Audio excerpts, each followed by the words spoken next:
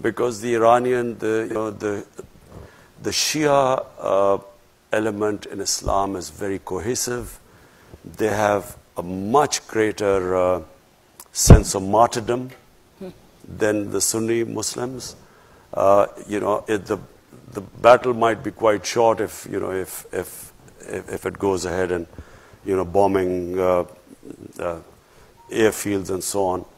But the consequences after that, my worry is that not many people fully understand it, and I would strongly urge that there should not be this conflict there should not be another military situation.